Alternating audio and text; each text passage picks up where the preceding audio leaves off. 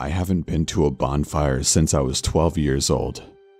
For the last 18 years, I've avoided them, stayed late at work on bonfire night, squeezed my eyes tight at the sounds of fireworks, all because of what happened that night all those years ago. I still hear the screaming of my friends, see the jerking movement of shadowy figures between flickers of dancing firelight. We had no idea how specific the rules were. We figured it was just a bit of fun. Stuff a few old clothes with straw, make a passable effigy of a person and call it the guy. Shove him on the fire and watch him burn. Now that I think about it, the whole thing couldn't fail to have a dark and twisted background, could it? More so than the treason thing, I mean. Everyone knows this story. Guy Fawkes wanted to bring down the Protestant king and his government in order to restore the monarchy to the Catholics who'd paid for and organized his attempt. Some people, wrongly, think of Guy Fawkes as some kind of freedom fighter anarchist, much like they think of Che Guevara, the squalid killer and totalitarian tyrant, as an idealist for social equality. But that's their choice. I mean, after all, ignorance is bliss, and the truth of it all is probably lost to the mists of time.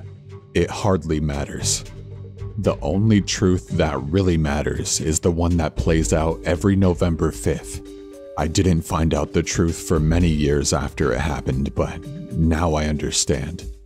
I've been working in local government, a very specific department of local government, for many years now, in a position open only to a few, open only to people who have seen the things I've seen. And that's how I know what I need to tell you. So I'll tell you what happened to me first, because it's the same thing that could happen to you. To anyone, to your kids after they tell you they're doing one thing and actually doing something completely different. I'm not saying you need to watch them 24/7, but I am saying you need to watch them on the night of November 4th. My parents knew we were having a sleepover at Tommy's house. They just had no idea his parents were away. How could they have known? I was pretty adept at lying through my teeth about such things at that age. In any case, we snuck out at about 11:30 p.m., which to us was ridiculously late, and set about making our own bonfire. Our guy was made from Tommy's clothes. There had been a vote of sorts and he'd lost. We figured his parents wouldn't notice his stuff missing because he had the most clothes. Kid logic, I guess. The straw had been taken from the bales up on the fields behind the houses, and we enthusiastically stuffed the old jeans and jumper with straw, and tied the two bits together with string. We stuck a large stick through his neck so it protruded out, and the sack filled with yet more straw was then shoved ceremoniously onto the stick as his head. We thought it was brilliant. A life-size guy all of our own. Before long, the fire was blazing and we started to worry that it was too big. Although we were pretty far from the town, through the woods and up on the fields, we wondered if people would spot us. Specifically, our parents. We were too young to think seriously about the police or fire brigade or anyone else for that matter. And now that I think on it, I'm astounded that no one came to investigate the fire that must have been like a beacon in that dark night. Even through the woods. I had no idea that what we were doing was deeply, deeply dangerous. And not just because of the flames and the stupidity of being a 12-year-old far from home on a dark night. I warn you, the next part of this is not pleasant, but I must tell you anyway. I am not likely to be allowed to live having disclosed this truth, but disclose it I must for your sake. Tommy and Ross were making the final adjustments to the guy, fiddling with the cheap shoes that wouldn't stay on the straw sticking out of the jeans and trying to fit the gloves at the end of the arm. I was standing a little further back, gazing in rapt awe at the leaping tongues of flame lapping at the dry wood we'd piled up. I remember the cracking of old sticks, the showers of pretty embers as larger logs split apart, glowing briefly against the black grass. Shadows flickered all around us, and then the screaming started. I turned at Ross's first panicked cry and froze at the sight. The glove he'd been struggling with had his wrist in a vice-like grip, and Tommy was staggering back, clutching his nose, reeling away from Strawman's leg, which had clearly just kicked him. Blood showed between his fingers, and for a moment I was transfixed by the sight. Before my eyes were torn away by the terrified cry Ross made as the guy took hold of his other arm and hurled him into the flames. The scream he uttered was something that has stayed with me my entire life. A howl of desperate, disbelieving horror and agony, like the squeal of a petrified animal and then lost in the crackle of flames. I only just managed to snatch Tommy out of reach as the gloved hand grabbed at him, and I dragged him back as the lurching nightmare lumbered forward on unsteady legs. It was its silence that almost cost me my life. That implacably relentless malice so unlike any threat that I could have ever imagined with my childlike brain, that it nearly rooted me to the spot with unfocused, confused terror. I hadn't even had time to process what had happened to Ross, and I think the screaming in my ears was my own. The creature took another staggering step, its misshapen, filthy bag head wobbling unsteady on its pole, its arms swinging as though ready to fall off. Tommy ran at it, tears streaming down his blood-splattered face, and he shoved it hard in the chest, trying to push it into the fire. He was screaming too. The thing was knocked back, its arms flailing, but it didn't fall into the flames. Instead, it snatched at Tommy's hand, pulling him down with it. Tommy fell on the other side of it so that the writhing straw man's back blocked him from sight as it rolled over. I tried to move to answer Tommy's ghastly screams for help, but I couldn't. I was motionless, impotent with fear. Tommy's screams became gurgles as the thing made odd, frantic movements with its arm, which I realized with a hideous dawning horror were the motions of a man stuffing a guy with straw. Somehow, at that thought, my mind cleared, and I ran forward and saw what was happening to my friend. The sight has never left me. Tommy lying by the fire, his hair catching alight, his eyes staring unseeing at the stars overhead, orange light and black shadows playing over his dead face, his features frozen in a look of unutterable horror, and the straw demon forcing more and more straw into his chest cavity, not caring that my friend was already gone.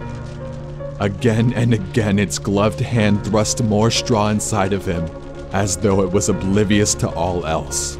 I don't know what I was thinking. All rational thought had long since gone from me. But from somewhere far away, I saw myself dive at the monster, yelling in that primal, terrified way humans have always yelled when fighting a last stand against a superior foe. But the thing was unbalanced, hunched as it was over the body of my friend. It was unable to steady itself, and it fell easily to the side, knocking into the hungry fire. It was instantly ablaze. The old straw burst into flame with an almost impossible speed, the brilliant light and heat consuming it within moments. I stepped back, watching in grim horror as the thing writhed and danced, flailing uselessly at its tormentor before collapsing, lying like just another guy burning on a bonfire. I turned and fled. I'm not proud of that. I left Tommy and Ross up there and I didn't look back. I spent the night outside Tommy's house because I didn't have the keys. In the morning, my parents found me, sitting motionless by the front door, my arms around my knees. I managed to garble out what had happened, and from what they and the police had figured, we'd been attacked by someone or something.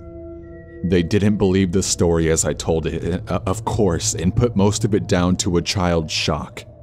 The remains of the bonfire were searched, but no sign was ever found of Tommy or Ross.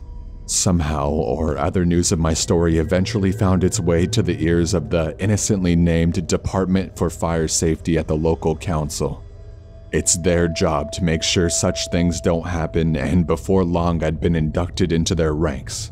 That's where I learned the truth and was forbidden to tell it, but tell it I will, if only to keep you safe, or possibly to get my own back a little.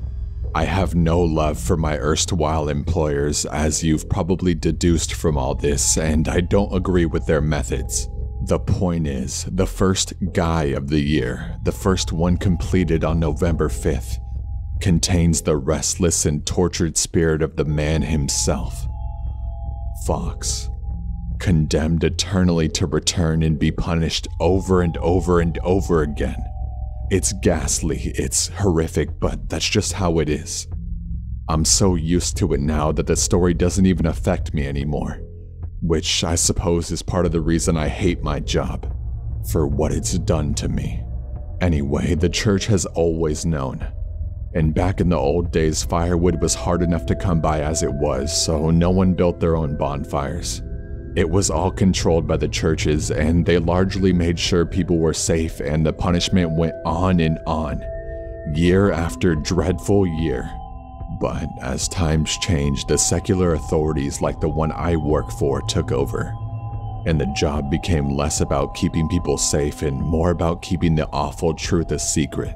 We make sure the first guy built on November 5th is made by people who knew what they're doing in a controlled environment, and that when he returns, he burns quickly without taking anyone with him. After all, he doesn't return to the flames without a fight, as Tommy and Ross learned to their tragic detriment. Unfortunately for us, we built our guy shortly after midnight on November 5th, in a spot coincidentally between the council patrols. No one stopped us finishing that effigy. No one checked with the lab whether it was safe. It sometimes happens. And the cleanup operation is usually a logistical and public relations nightmare, with the focus almost entirely on hushing it up. I can't stand it anymore. The witness relocation programs, the hush money, the 24/7 surveillance of survivors, it's wrong. I think people would rather be trusted to face the issue themselves. So now you know. Remember the 5th of November.